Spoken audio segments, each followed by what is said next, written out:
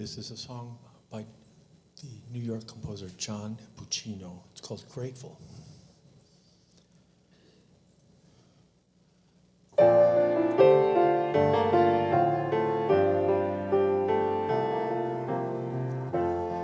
I've got a roof over my head. I've got a warm place to sleep. Some nights I lie awake counting gifts instead of counting sheep. I've got a heart that can hold love. I've got a mind that can think. There may be times when I lose the light and let my spirit sink, but I can't stay depressed when I remember how I'm blessed. Grateful, truly grateful I am.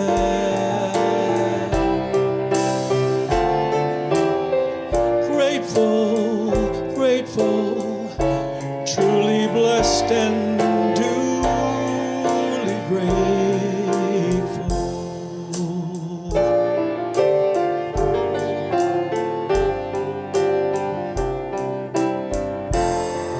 In a city full of strangers, I've got a family of friends. No matter what rocks and brambles fill the way, I know that they will stay until the end. I feel a hand holding my hand. It's not a hand you can see, but on the road to the promised land, this hand will shepherd me through delight and despair, holding tight and always there.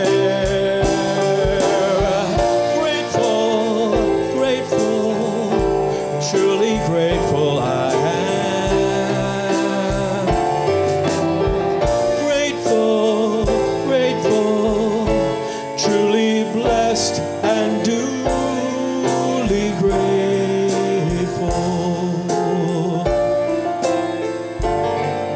It's not that I don't want a lot, or hope for more, or dream for more, but giving thanks for what I've got is so much happier than keeping score. In a world that can bring pain, I still take each chance, for I believe that whatever the terrain, our feet can learn to dance.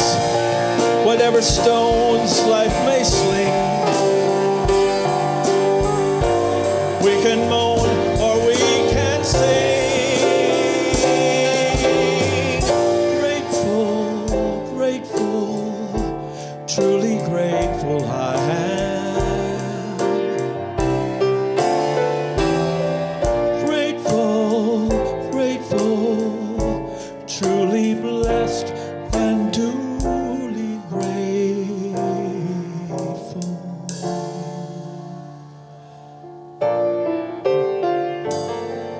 Truly blessed and duly grateful.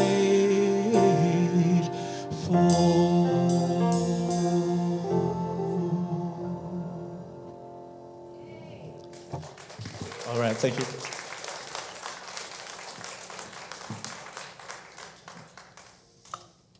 Thank you, guys. That was wonderful. We do have a lot to be thankful for and grateful for. And that is what we were going to talk about today. is gratitude and thanksgiving. We're going to be talking specifically about the two branches of gratitude.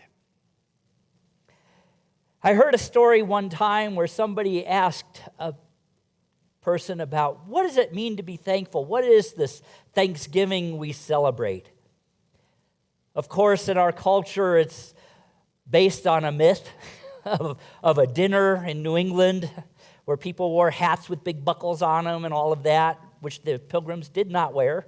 The first Thanksgiving did not take place exactly the way we've been taught down through the years. There were celebrations of Thanksgiving among peoples all around the earth for thousands and thousands of years before that.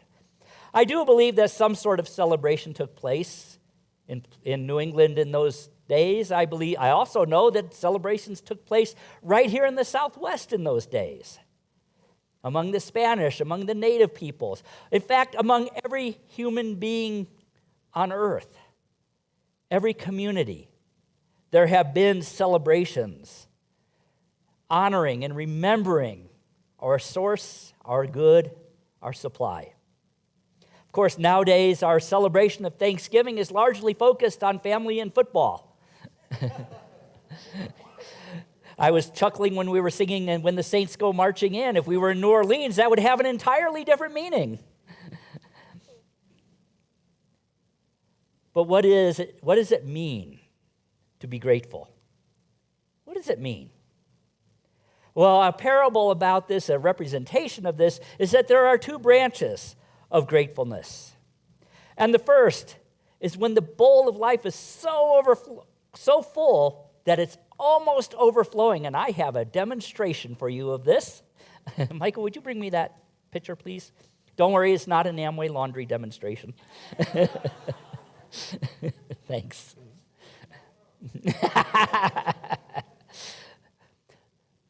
So gratefulness is when we are so full of blessings, of life, of spirit, of love, that our glass is almost full to overflowing. And I better not spill all of this because it'll make a mess if I do. Our glass is almost to overflowing.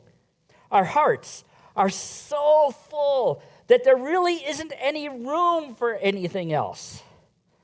It's almost coming over the top, but not quite dribbling over the edges. That is the experience of the great fullness. See how I did that? The gratefulness, the great fullness. When we're in the great fullness of life, we feel that oneness with God, with the universe, with each other. But there's a problem here. Not really a problem, but an opportunity. There is no room. There's no room for anything else. There's no consciousness of anything beyond us. We're so grateful for what we have. There's a second part of the first branch of this, though, and we call that the thanksgiving. It is when our glass becomes so full and we allow it to overflow. And now we have spirit, we have energy, we have blessings, we have love to give forth through our gratitude. The thanksgiving. We give it away. We contribute. We serve. We share. We give, and we make a difference. And it puts us even more fully in the flow. And that's the first branch of gratitude.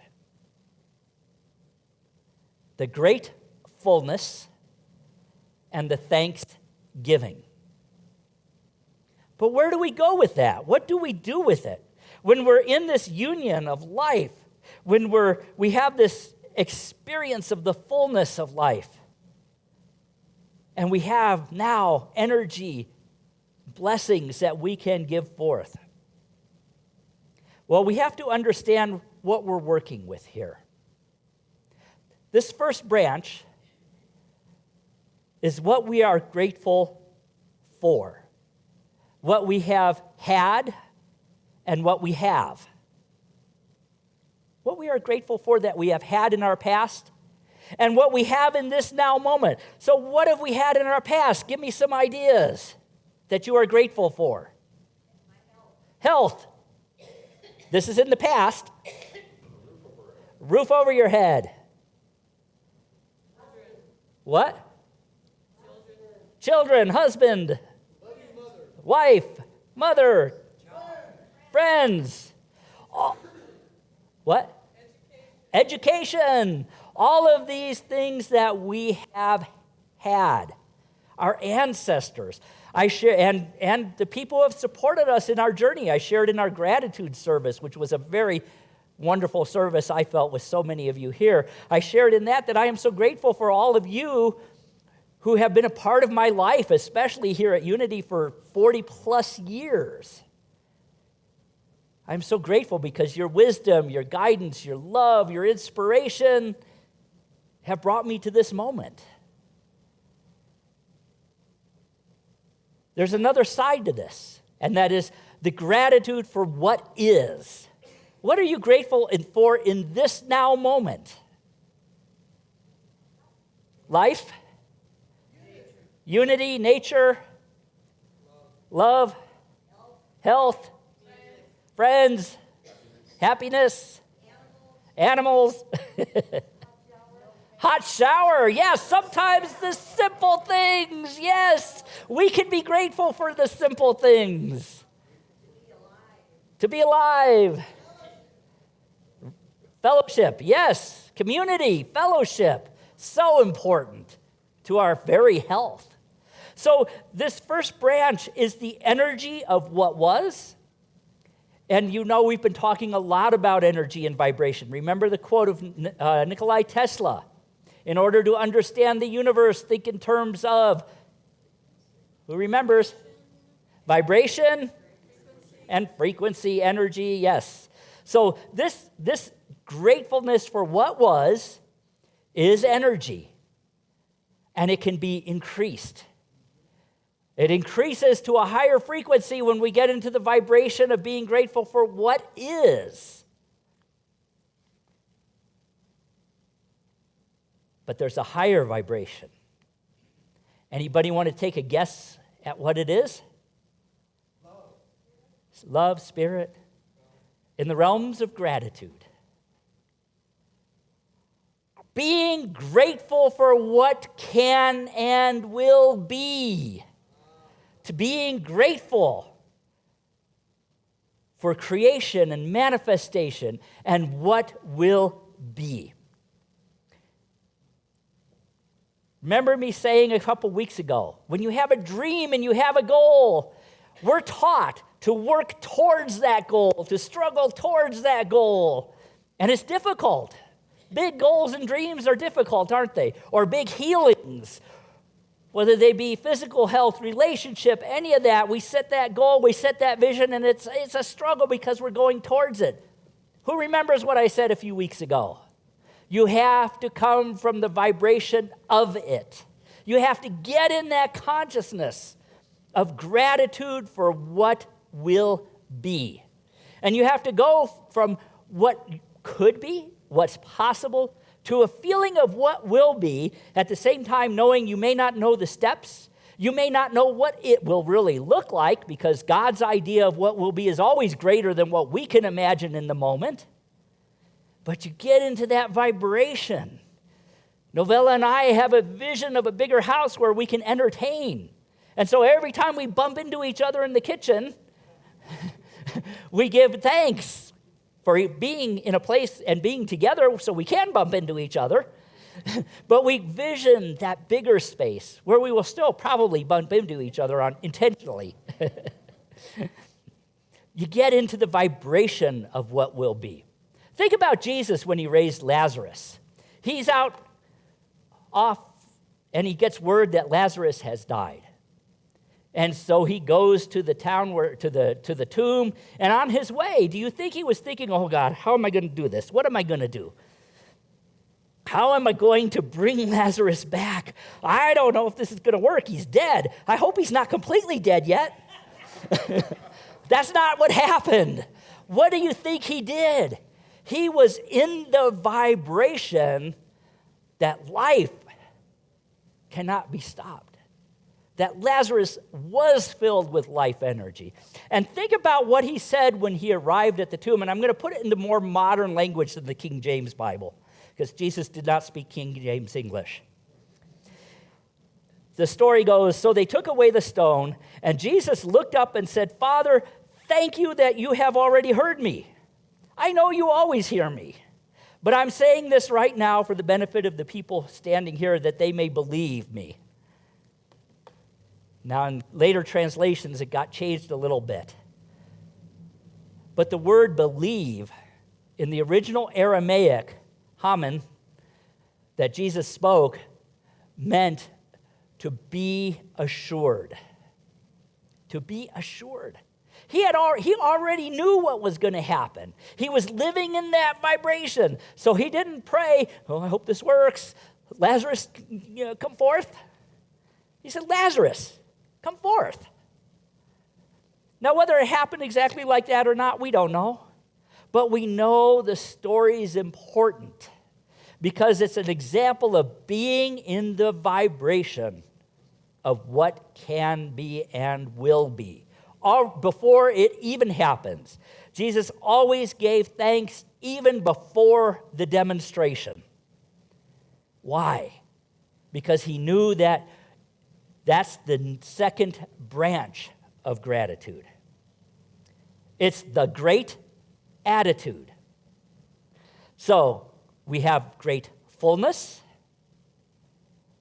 Are you with me? I'm not hearing anything. Say it with me. Gratefulness. So when you say I am grateful, think about it as two separate words. Grateful. Okay? Thanksgiving. When we move beyond just being grateful, we move into thanksgiving. We share our good, we share our love, we share our spirit. But when we get into the great attitude, we get into the vibration of an even better existence, an even better demonstration of love, of prosperity, of health, of family, of community, and we expand it out. The thanksgiving is when you have an empty vessel, another person, and you have so much. I'm not going to try to pour it, I'll make a mess. But you have so much, maybe I will, that you can pour it into somebody else there.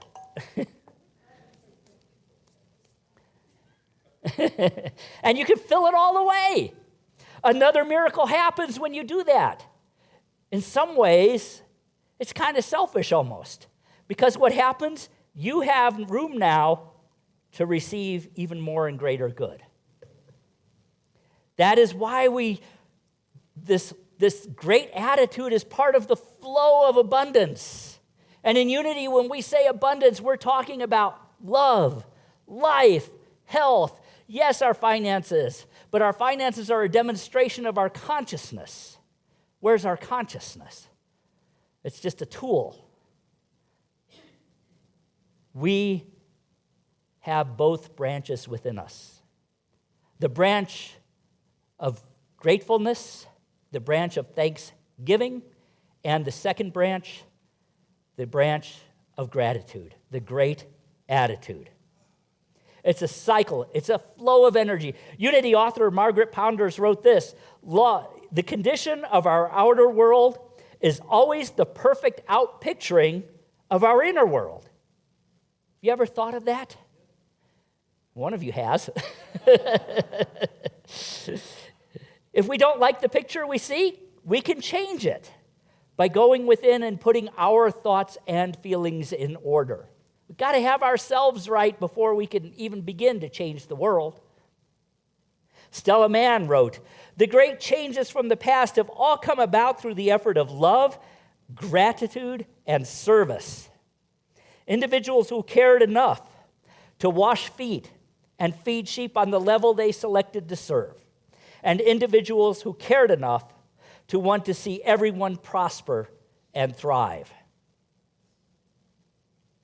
Charles Fillmore wrote in Prosperity, "Before there is any fundamental social or economic change, We must begin to understand our relationship to God and to one another as the common heirs to the universal resource that is sufficient for all.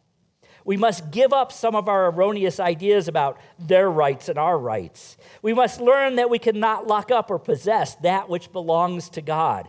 And we must practice gratitude for what we have, but also for what we can give in order to create that world that works for all. We give thanks when we receive something. Have you ever thought about giving thanks when you give something? Because it's a blessing that you have it to give. When we bless our tithes in our board meetings, we bless the tithe we are giving out. Because that is how we put our good out into the world. The highest form of the great attitude, the gratitude, is giving. Giving of our time, our talent, our treasures. For that is abundance at its finest. And one of the things that I am most grateful for is that in this community, this Unity Church, we have always been a community that has done that. Those of you who have been here for years, think about all the different projects we have done and all the ways we have given back to the world of our time, our talent, and our treasure, not just within our church, but within our greater community. And of course, one of the ways we can do this is through service to our children. For as you know, we are partners with Ernie Pyle Middle School, and we are seeking ways to better serve the needs of the children and the school. I've been blessed to visit a couple times now. I'm looking forward to visiting more. But every time I have walked in that school, these are middle school kids. Of course, I'm partial to middle school kids. I was a middle school teacher too. But these kids are bright. They're empowered. They're supported by their teachers. And we need more of that in our world. But I see their spirit. It's amazing to me that when I go to Ernie Pyle Middle School, it seems like every time I've gone, there's a kid at the door that opens the door and welcomes me in and says, I am glad you are here. That kid last time, I forget the name, but you know him. You mentioned him, her, I don't know. But anyway, how she made me feel like I was walking into home. She said, hi, welcome. What are you here for? Can I take you where you need to go? And these kids hold the light of the future. They hold it in their hearts, in their spirits. And I truly do believe there's a new type of human being emerging, and I'm seeing it more and more in our children. So any way that we can support that is the way we practice that great attitude and the way we spread that message, that feeling, that energy of love and light for everybody. So we are blessed today to have Irene Camarillo with us. And Irene, I'd like to invite you up and tell us about Ernie Pyle Middle School and how we can be of service. So come on up. No, use this mic. Yeah.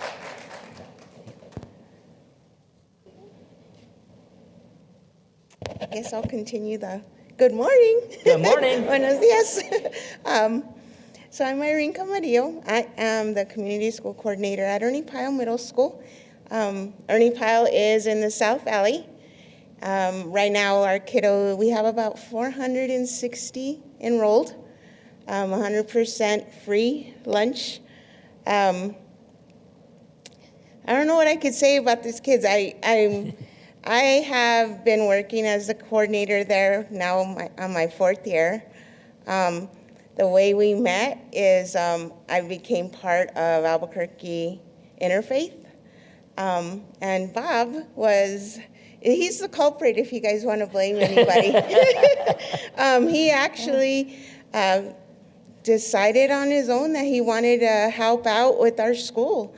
And we do what is called relational meetings, and he was one of the first people that I actually got to meet during our relational meeting, where we just talk about what inspires us or, what keeps us going. And in our little meeting, I don't know. I mean, I I felt connected with him.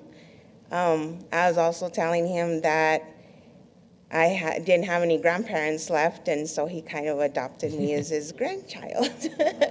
So I call him my Grandpa Bob. And after that, he started collecting food and delivering it to our school. Him and his wife would go over there, and whatever this church would give, we take. Our kiddos sometimes go without eating during the day. Whether it's just because they're too busy to go stop at the lunchroom, or because they just don't want to, don't like what they have. Maybe it's not all that great. I know I don't think it's all that great sometimes. But, they do go in. Miss Esther is our liaison, and she collects the food. And when the kiddos, some of our boys are big boys. They don't get full, so they go in there and they have the snacks that you guys provide them. So I want to thank you guys for that, because, some of our kids do go home without eating during the day, and that's the only meal they get. And so she can, stuff their little backpacks and let them go home with at least some kind of a dinner before mom or dad get home. Another way that we were connected is that Mr. Small, Michael, was our chorus teacher.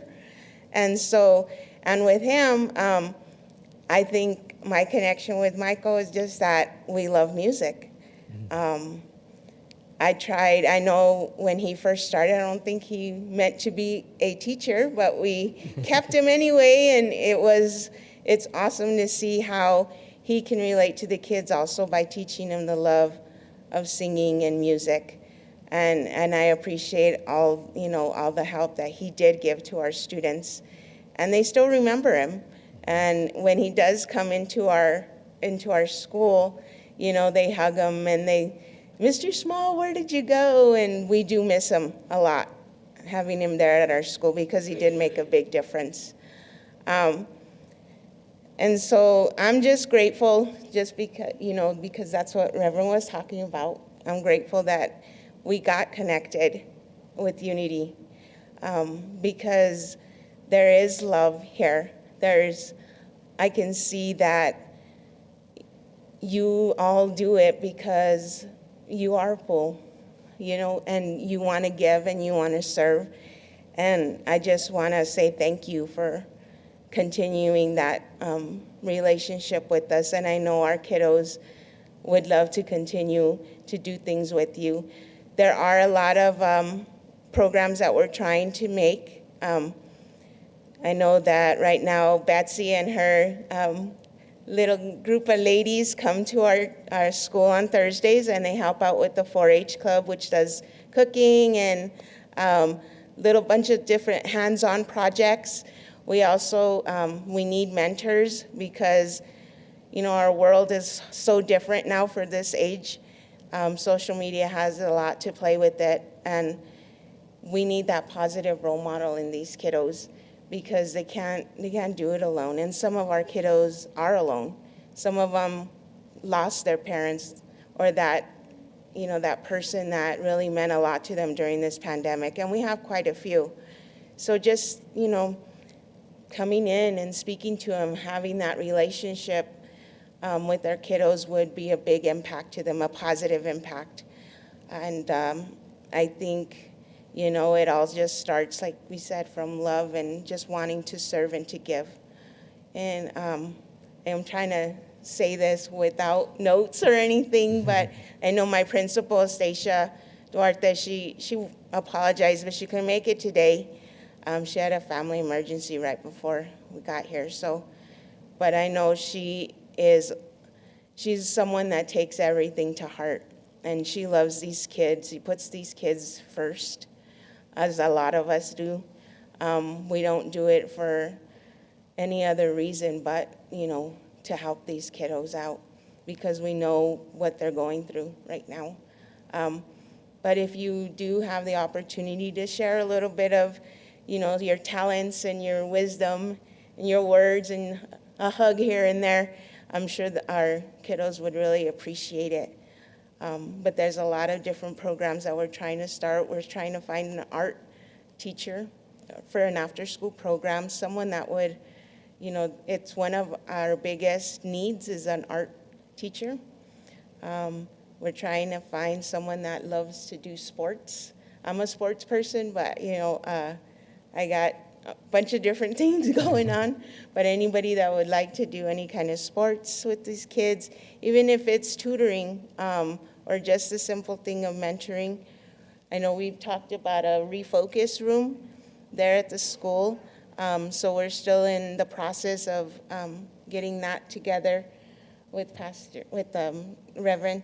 And so anything, there's a lot of different ways we can help. And because we want to be mutually beneficial, we want to help your church out too. So if there's anything our kiddos can ever do for you all, please let me know, and I'll do my best to get them together and help and show them how important service is to you all too. Hey, thank you for your time, and thank you for helping us out.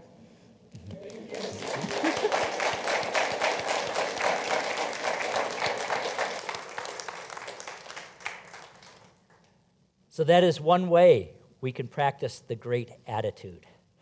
And Irene will be available in Fellowship Hall after service, so stop by and talk to her.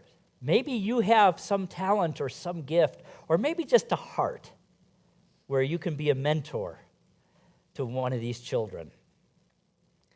Merle Fillmore was all about the children. And I'm going to close with a prayer she wrote for children.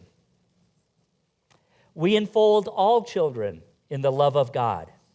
We place all children in the light of God. We call forth from within them the power of God. We see the presence of God in each child. And we affirm that all children are under divine protection and that all is in divine order. And you, through your great attitude, can be a part of ensuring that divine order so that these children can become who they came here to be. I wish you a joyous and happy Thanksgiving, and I am so grateful for each and every one of you. Namaste.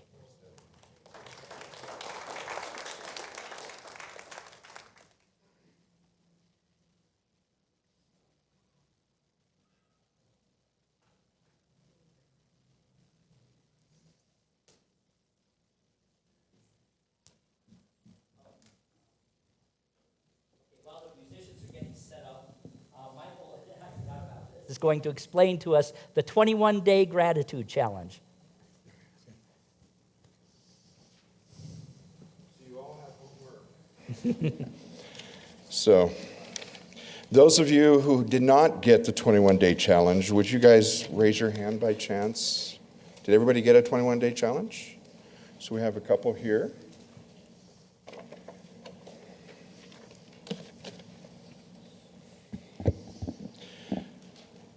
So if you were here during the gratitude service, you don't have to listen, but the rest of you?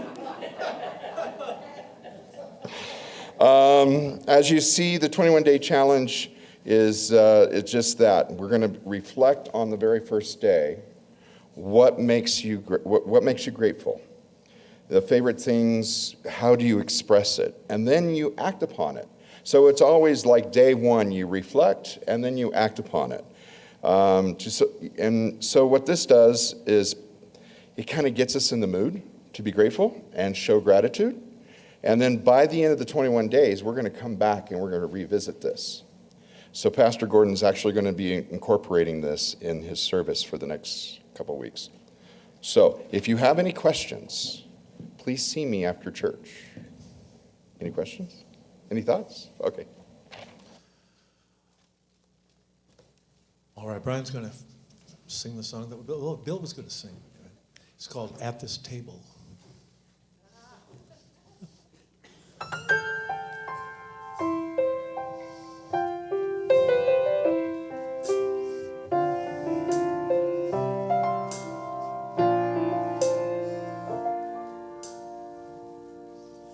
At this table, everybody's welcome. At this table, everybody's seen.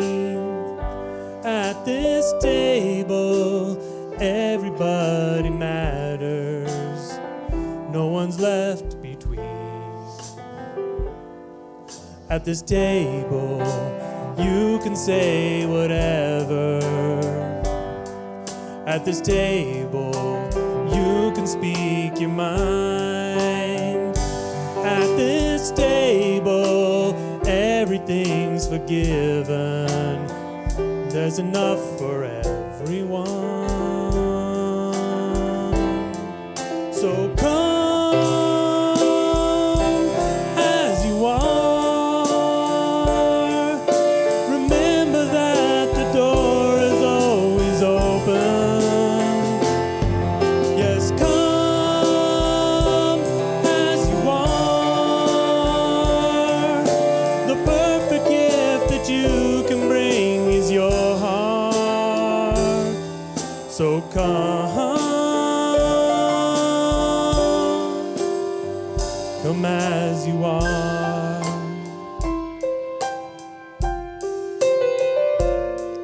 At this table, there will be no judgment. At this table, there is mercy seen. At this table, we're all sons and daughters. There's no place I'd rather be. So come as you are. Remember that the door is always open. Come as you are. The perfect gift that you can bring is your heart. So come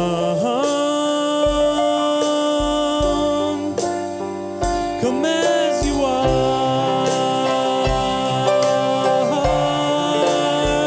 Come as you are. Whoa. At this table, everyone is welcome.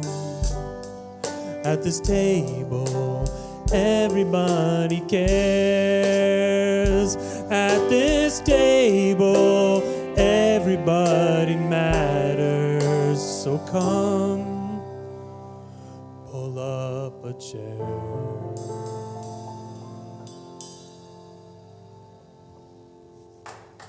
All right, Brian, thank you.